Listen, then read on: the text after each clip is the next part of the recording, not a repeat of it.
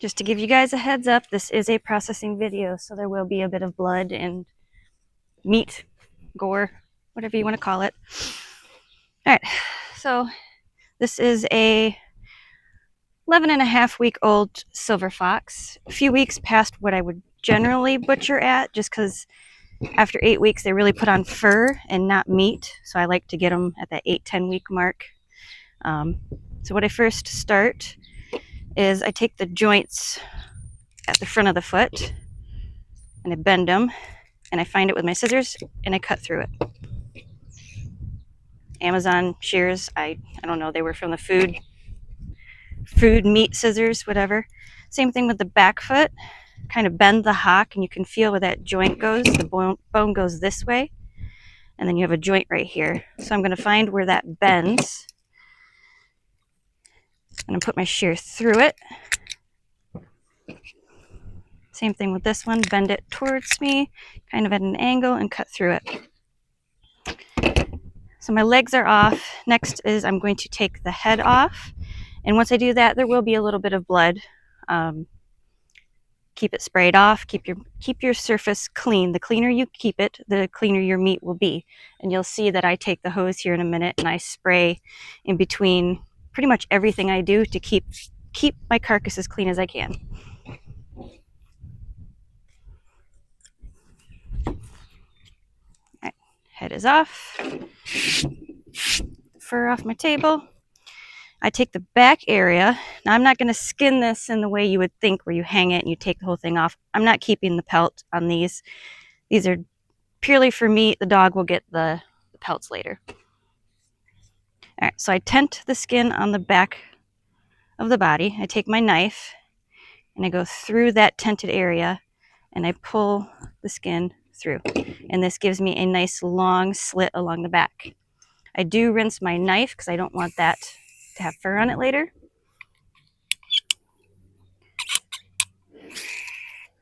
I keep everything as clean as I can. My hands are clean because I'm going to be putting my fingers into this pelt now. I take this pelt and I pull it each way. Now I'm going to come and clean my table because he peed everywhere. All right. I have a clean work surface. Now I'll lay them down. So I'm not touching any fur. I'm trying to keep it away. I could take where the head was, where there's a hole in the grabbing point. A little bit of skin catching right here, if you can see it. Keep pulling. Now I'm going to go underneath. And I'm going to stop. I'm going to rinse my hands off. They're not really that dirty. But keep the fur off the meat. Now I'm going to take each leg. I'm going to pop it out.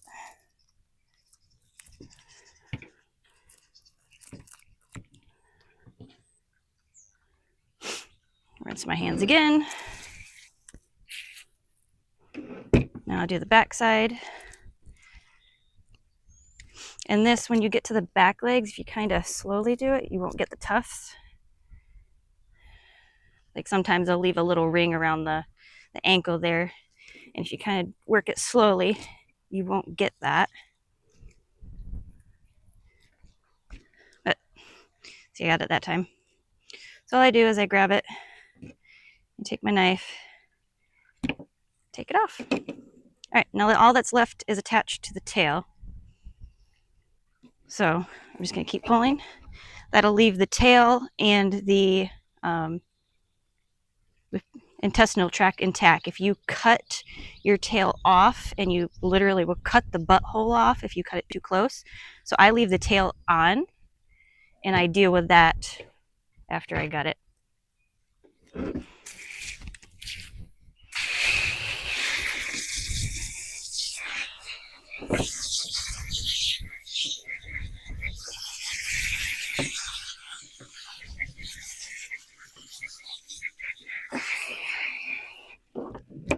All right, my table's clean again.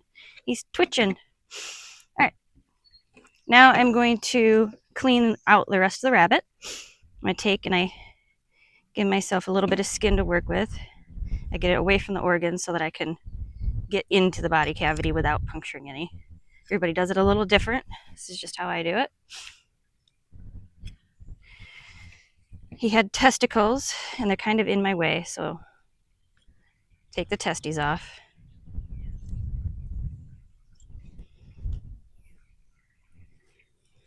All right. You can see this line right here. There's a white line of where the muscle and the bones meet. If you take, you can see it right here.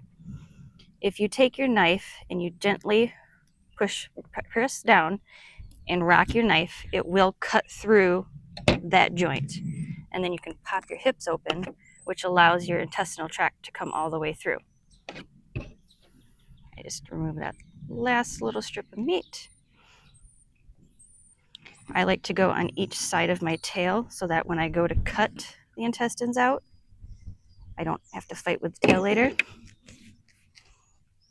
All right, so what I do is you have your diaphragm that holds your lungs in. I kind of just take my finger and punch a hole through it and pull down. And then I go in, I grab the heart, the lungs, and the trachea all in one go. Everything came out. So now I just keep going down. Get my kidneys out. Keep going down through the opening we made in the hips, all the way to the tail. Now I can cut my tail off. There we go. All organs have been removed.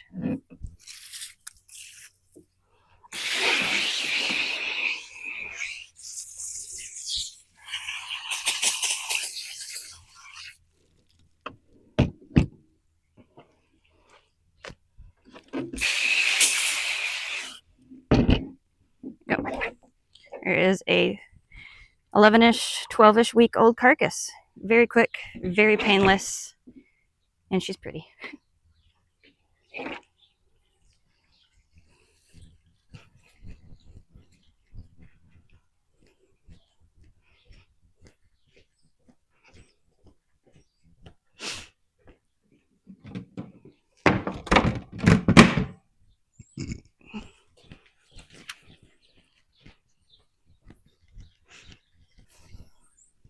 I do have two more that I'm going to go through, and if you want to watch, I'm going to do them fairly quickly.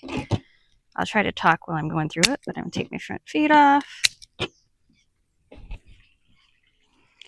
my back feet off.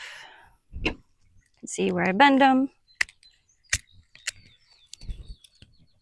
Take my head off. And I know I didn't bleed them out. Bad me. But honestly, at this point, I'm just trying to get done for the day.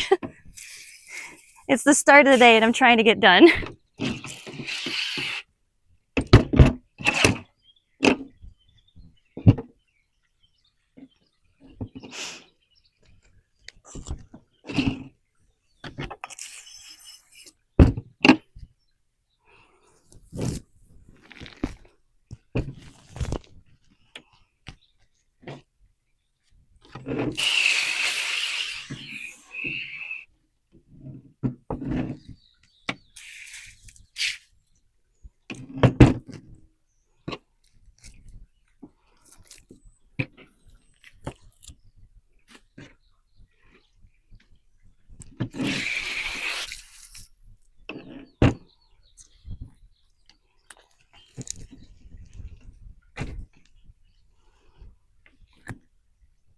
Yeah.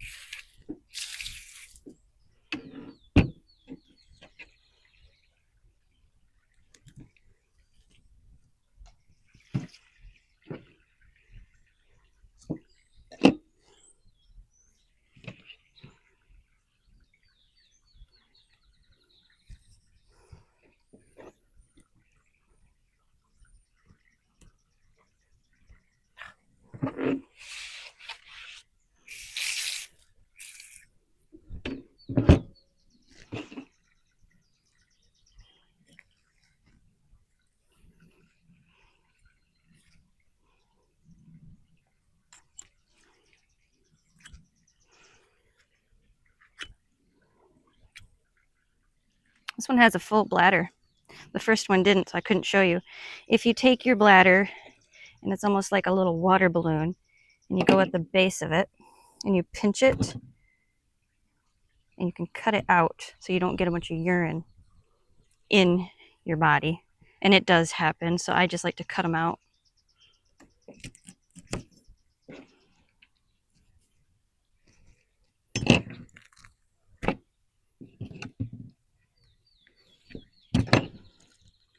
Going again into the diaphragm, pulling, having everything inside, pulling her down.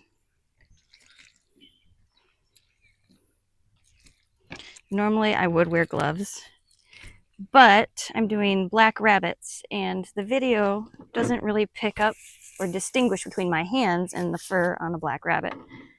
So for you guys, I am doing this without gloves today.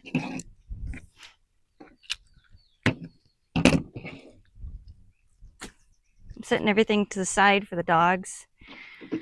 I haven't found a way yet that I like organs cooked. So if anybody has any recipes on organs that I would be willing to try, but I have yet to find a way that, oh, well, I have ground it into our meat.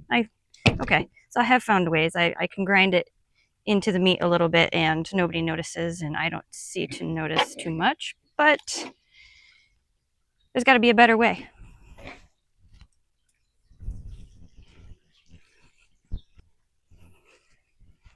All right, this is the last one I have.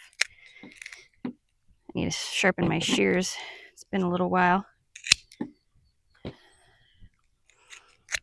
Sharp everything. Sharp knives and sharp shears are safer than dull ones. If you have dull equipment, it's more dangerous. You're working harder to do things. So make sure everything is sharp all the time. I do need to sharpen my knife, but I have one rabbit left to do, so I'm just going to power through it and sharpen after the video.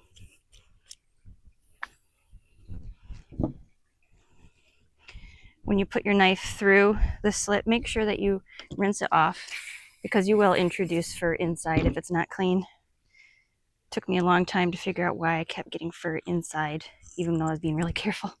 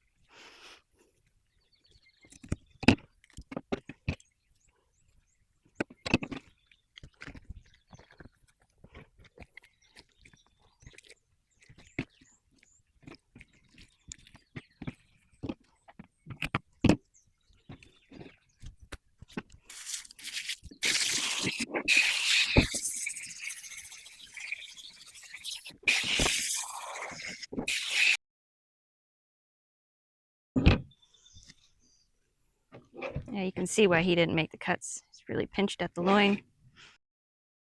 There we are. We're all done. Hopefully this helped you guys a little bit. And I know I like to share little tips and tricks of what I do, and what I do might not work for you, or it might be perfect.